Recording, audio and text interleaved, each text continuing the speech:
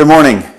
This week, we're taking a look at the victory that we have because of the death and the resurrection of Jesus. Today, we're looking at victory over confusion. Jesus said that we've been given the power to be his witnesses around the world. But how are we going to do that? How are we going to be believable as witnesses when we spout off about things that aren't true? It's confusing. We get confused about the issues. That's a difficult issue to deal with today. So let me tell you a story to explain why that is. During the summer of 1993, there were floods along the Mississippi. In Iowa, there were people working feverishly to move sandbags into place using a canoe. The whole time, there was a photographer standing there watching them and taking a few pictures. This annoyed the workers that were really working hard. One man broke his canoe paddle when he was pushing off from the shore. So another man went over and pulled that canoe to the other side. The water wasn't really that deep. When they got to the other side, the man with the broken paddle said to the photographer, "If you print that picture, I'll kill you." So that photographer took that as a challenge. And he made up a story about the people in that canoe being rescued. The picture and that story ran on the front pages of newspapers around the world. It was even in National Geographic. But the story was false. It was fake news. I know that because the man in that black t-shirt with the broken paddle is my brother Ron.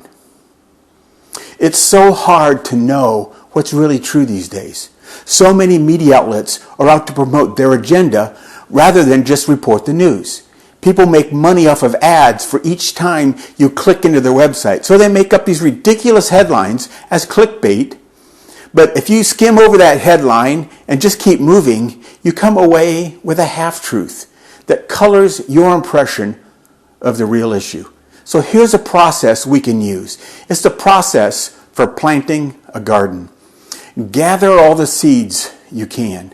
Get all the seeds together. Proverbs 11:14. Without wise leadership, a nation falls. There is safety in having many advisors. In Proverbs 15:22, plans go wrong for a lack of advice. Many advisors bring success. We read widely. Read lots of different sources. And then number 2, use only the good seeds. Proverbs 14:15, the gullible believe anything they're told. The prudent sift and weigh every word. If you have seeds from 1968, they're probably not going to grow.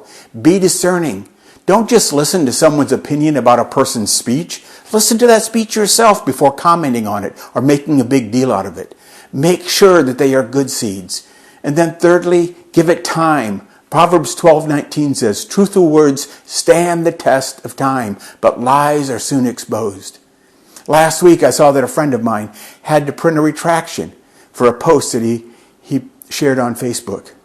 Within a couple of days, what he had posted was shown to be a fraud, and so he had to eat crow. A friend of mine told me years ago that there is a difference between being on the cutting edge and the bleeding edge. Too often today, the news gets ahead of the truth. Sharing the news faster doesn't make it righter. I know that's bad grammar, but it's a good plan. I'd love to hear your questions and comments below.